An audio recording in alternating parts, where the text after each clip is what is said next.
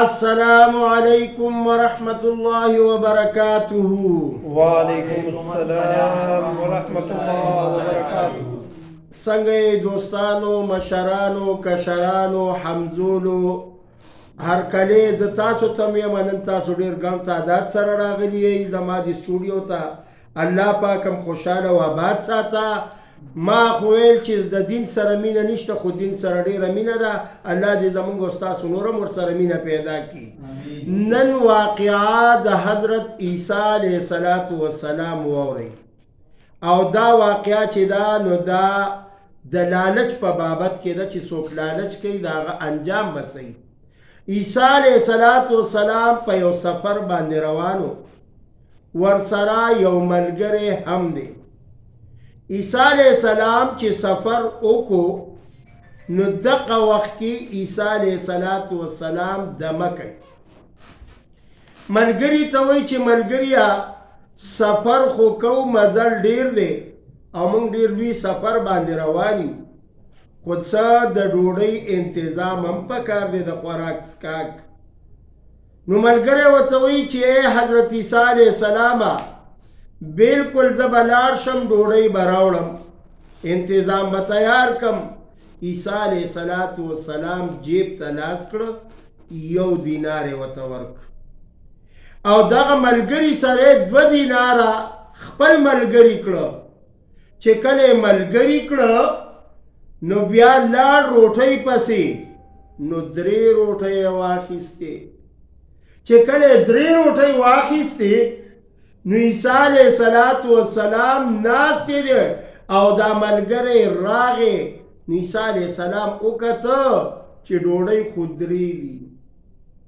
نو د ملګري په دغه وخت کې لالچ په زړه کې راغی. زما په خبره پوهېږئ؟ په زړه کې یو لالچ پیدا شو چې یاره ما 2 دیناره ورکړي دي او حضرت عیسی علیه السلام 1 دینار ورکړی دی. لہذا عیسی علیه السلام د سحاجت دپاره پاڅېده، نو د په غلا باندې یو ډوډۍ وخوړله. عیسی علیه السلام پیغمبر دی، هغې ته خو به وحی کېده. عیسی علیه السلام چې راغی خپل حاجت نه بعد ویل د ډوډۍ انتظام تیار دی، ویل جی تیار دی. عیسی علیه السلام ورته فرمایي وی بسم الله کوي. چې ویې کته ډوډۍ 2 پرتې دي. عیسی علیه السلام تپوس کوي د دې خپل ملګري نه چې زما رفیقه، یعنی رفیق ملګري ته وایي، رفیق ملګري ته ویلی شي په عربۍ کې، په دې خبرو لږ ځان پوهوئ. ای عیسی علیه السلام زه د ډوډۍ نه نه یم خبر. عیسی علیه السلام ته خو علم چې ډوډۍ عمده خوړلې ده په غلا باندې، خو منکر شو، انکار یې وکړو. عیسی علیه السلام ورته وایي ښځه ډېره ښه ده. عیسی علیه السلام په سفر روان شو، مخې له ونه دریاب راځي، سمندر راځي، خو دا خو برحق پیغمبر دی. پیغمبرانو ته خو د الله پاک دروازې کلاوي دي. یو خو معجزه ده، ځکه چې عیسی علیه السلام څه ډېرې معجزې وي.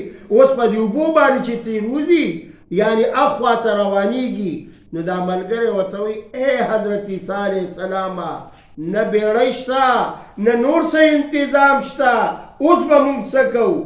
عیسی علیه السلام ونه تسلي ورکوي چې الله موږ سره ملګری دی، الله به خیر کی، توکل علی الله، زما په قدم باندې قدم ده. عیسی علیه السلام چې کم وخت کې په سمندر باندې روان شو او دا ملګری هم د عیسی علیه السلام په قدم قدم کېښودو، نو دوی اوبو کې روان دي، خو دا خپو دا تلي دیم نه دي لامده شوي. سبحان الله. دا د عیسی علیه السلام معجزه وه. عیسی علیه السلام لاړ مخکې، ویې کته یو ښایسته مزیدار د شګو ډېری ولاړ دی. عیسی علیه السلام د دې شګو ډېري نه شګه را جدا کړه او 3 ډېري ترې جوړ کړه. چې جوړ یې کړه نو الله نه سوال کوي اے رب کریمای، اے پروردگار عالمای، خراته پته ده چې دا د شګو ډېرې دي، خو یا الله زه په سفر باندې روان ما اے پروردگار عالمای دا شګرات د سرو زر ډیری جوړ کای. عیسی علیہ السلام چې کم وخت کې لاس مبارک په مخ راخ کل الله پاک ولا دا شګم سره کړل. سره کوي به که نه به سره کوي؟ د الله برحق پیغمبر دی، د الله نازولی دی. عیسی علیہ السلام د دریو ډیرو ته اوس تقسیم کوي، حکمت عملی کوي.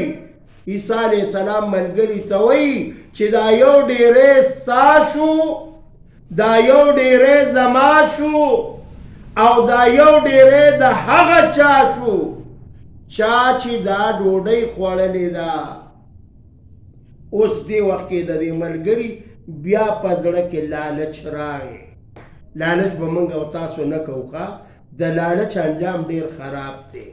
په خپل نصیب باندې صبر کول پکار وي. انا به رب العالمین موږ او تاسو ته دا دنیا ویړیا کوي او موږ ته به راکوي. نو عیسی علیہ السلام ورته وفرمایل چې دا دریم ډیری د هغه چا دی چې چا ډوډۍ خوړلې ده. نو دی کېناستې د ای حضرت عیسی علیہ السلام زه معافي غواړم، زما په رب ذوالجلال قسم، زه قسم خورم چې دریمه ډوډۍ ما خوړلې ده. عیسی علیہ السلام پوه شو چې دلته یې لالچ وکړو. ویل دا یو ډیری دا خو ستا خپله حصه ده او دا بل ډیری دا زما حصه ده. دا مې ځکه درکړه چې تا رښتیا وینا وکړه نو انعام کې مې دله درکړه، او دا دریمه چې تا هغه ډوډۍ خوړلې وه دا د هغې شوه. درې وانه ډیري ورته میلو شو. عیسی علیہ السلام ورته ستا او زما لاره جدا شوه. زه درنه لاړم او دا خپل سره دې سنبال کا، خپل مال سنبال کا، او زما او ستا لارې جدا. عیسی علیہ السلام هغې تشریف یوړ. یوازې پاتې دی د سرو زرو ډیري دي، مال دی، حال دی، دولت دی. اوس دا یاد ساتئ دې ده کې یو خبره کوم ستاسو د پوهې دپاره. مال دولت حفاظت به ته په خپله کې، او علم دا به ستا حفاظت کوي. نو علم ډېر ښه شی دی. علم په بچو باندې وکئ، په خپله باندې وکئ. کتابونه شته الحمدلله، ځای په ځای مدرسې کولاو دي. خپل بچي ور ولېږئ، د قرآن تعلیم، د حدیث تعلیم، دنیوي تعلیم هم وکئ. ولې دنیوي تعلیم هم ستا او زما دپاره ډیره فایده ورکوي. که دنیایي تعلیم نه وی نن به وکیل چرته و، که دنیایي تعلیم نه وی نن به پولیس حضرات چرته و، که دنیایي تعلیم نه وی په دې دفترو کې، په دې سکولونو کې، په دې کالجونو کې ځای په ځای استادان وي.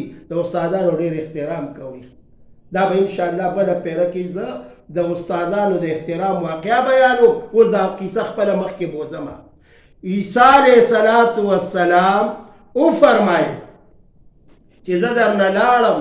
اوس په دې کې یو کس راغی، اواز کوي چې دا بل صاحب ورته وایي چې مه راځه، دې خوا مه راځه. هلکه دا صاحب ما ته چغې وایي چې دې خوا مه راځه. زه له تپوس کوم چې دا څه وجه ده چې راغې چې ویې کته هلکه تا ما ته چغې والي چې دې خوا مه راځه، مه راځه. ښه د سرو زرو ډیري پراته وي، ځکه ما ته ویې چې مه راځه. ویل کېنه قربان، یو نیم ډیری ستا او یو نیم زما. دوی دا خبرې کوي چې بل کس پې راغی. هغه ته چې ویې کته ویل دې خوا مه راځه. هغه ته دا خبره وکړله. هغه مو چې ناشنا خبره ده، نه ورته ما څه غږ کړی، نه مې هېڅ مې ویل. دا ولې ما ته وایي چې مه راځه؟ چې هغه راغلی دی، هغه هم چې وکته درې ډیري دي. اوس انتشار جوړېږي، جګړه جوړېږي. نو دا صاحب ورته وایي چې جګړه مه کوئ، درې ډیري دي او کسان درې یو، یو ستا، یو زما، یو د دې بل صاحب. خبره خلاصه ده، خبره ختمه ده. ویل ډېره ښه ده. ډیري تقسیم شو. یاره جي ټایم د ډوډۍ دی چې ډوډۍ وخورو. یو کس پکې ډوډۍ ته روان شو. چې کوم ډوډۍ ته روانېږي د ده په زړه کې بیا لالچ راغی. چې یاره زه خو به اوس ډوډۍ راوړمه خو په دې ډوډۍ کې ورته زهر ګډومه نو دا درې واړه ډېرې به ماته پاتې شي.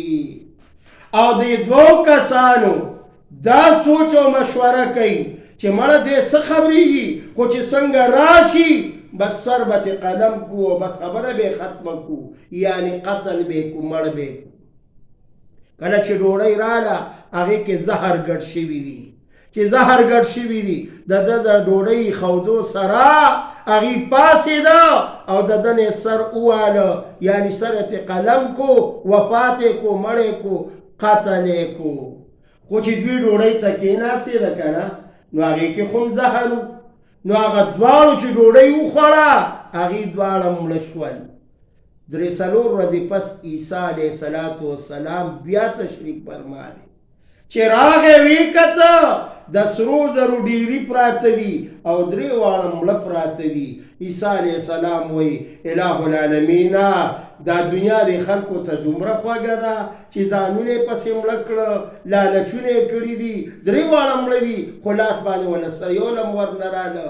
نو عیسی علیه السلام بیا دعا کوي چې پروردګار عالمه دا چې څنګه مخکې د شګو ډیري وو اما قرنګ د شګو ډیري یې کا و آخر الدعوانا ان الحمد لله رب العالمین.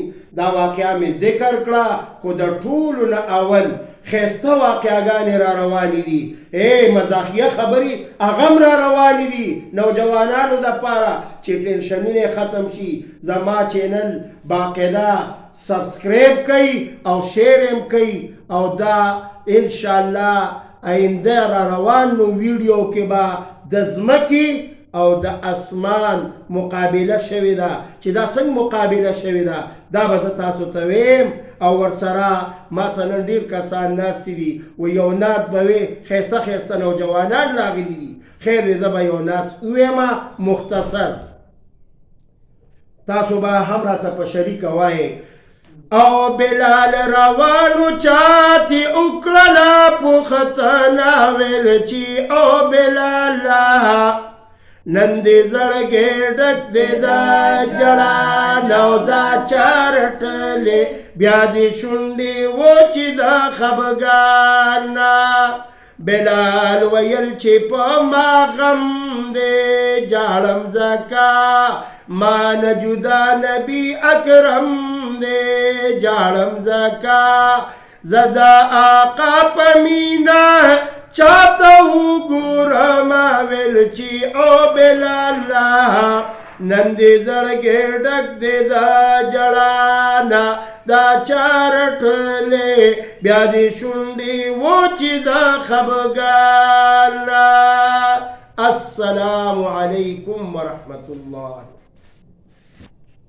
ما چې دا کم نعت یو څو کړۍ تاسو ته وویلې او د چا خوښ شوی نو ما سره ډایرکټ په موبایل باندې 0312 83 83 نور که څه دینی سوالات وي انشاءالله د هغې جواب به تاسو ته زه په دې ویډیو په ذریعه تاسو ته درلیږم.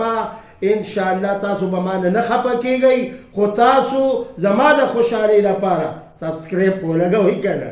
جزاکم الله. السلام.